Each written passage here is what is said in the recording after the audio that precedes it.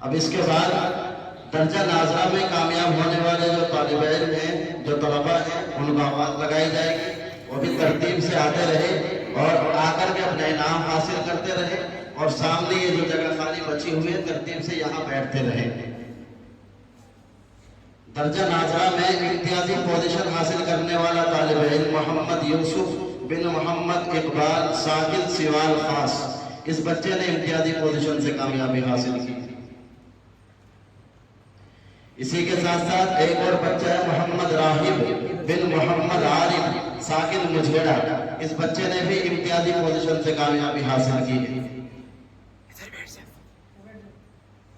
اس کے بعد تشریف لائے محمد لویش بن محمد غیور ساکن لیلور، اس بچے نے بھی امتیازی پوزیشن حاصل کی ہے۔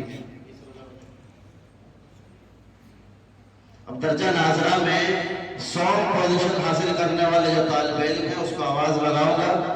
محمد عرش بن محمد محفوظ ساکن سیلم پور نئی دہلی، اس بچے نے درجہ ناظرہ میں 100 پوزیشن حاصل کی ہے۔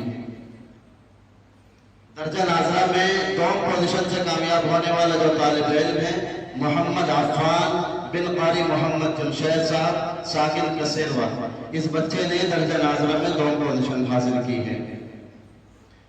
اس کے بعد تشریف لے آئے درجہ ناظرہ میں اول پوزیشن سے کامیاب ہونے والا طالب علم محمد امان بن محمد مہتاب ساکن توڑا، ماشاءاللہ چھوٹا سا بچہ ہے، اس بچے نے اپنے درجے میں اول پوزیشن سے کامیابی حاصل کی ہے۔